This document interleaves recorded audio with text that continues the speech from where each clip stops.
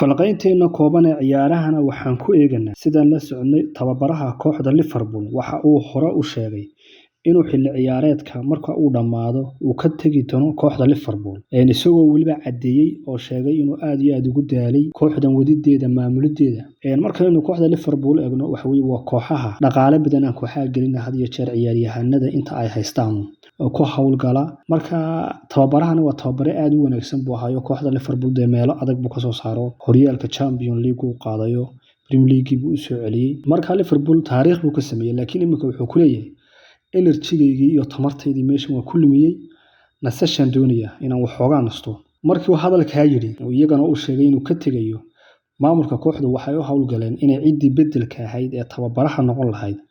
ay ka hawlgalaan tababarayaal badan bay eegeen laakiin waxa ay aad u doonayeen inay tababaraha cusub ee kooxda ka dhigaan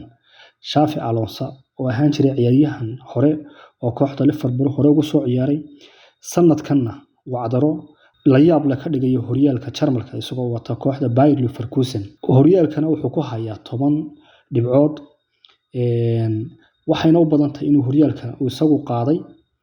marka waxa weeye waa tababare wanaagsan wax badan soo bandhigay de kooxdaas imika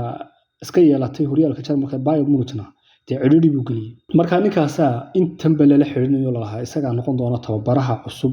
ee xiga club ee kooxda Liverpool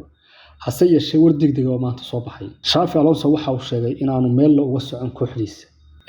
hadal haynta Liverpoolna uu qadarinayo labada kalaab ee imika Bayern Leverkusen iyo Liverpool waxay waa laba kooxood waaweyn oo la ciyaaryahanno waaweyn waa tiimam adag laakiin imika anigu waxaan ku suganahay meeshii aan ku deganaa aan ku faraxsanaa ee ahayd inaan joogo iyo mustaqbalkaygu wuxuu noqonayaa waxaan go'aansaday imika inaan horumarka iyo horumarsiinta kooxda Bayer Leverkusen wax kasta ka hormariyo marka Liverpool waxay niyada ku hayeen baa imika sida ma garanaysaa ku soo gabagaboobay marka waxay u muuqataa in ay iyagu imika kulli tartankaas uu baaqday oo ninkaas meel la aan uga socon kooxdan uu tababarka ku sameeyay kooxdan Bayer Leverkusen ee meesha sare geeyay tan iyo intii ma garanaysaa uu tababaraha sanadkan ka noqdana waxa weeye waa tababaraha ugu guulaha badan dhammaan shanta horyaal ee waaweyn ee qaaradda Yurub marka nimankii Liverpool halka waxa weeye jug weyn baa ka soo dhacday waa inay cid kale doontaan marka bal waa eegi doona xaaladoodu halka ay ku dambayso Liverpool falanqaynteena galabta marka intaasan ku soo joojinayna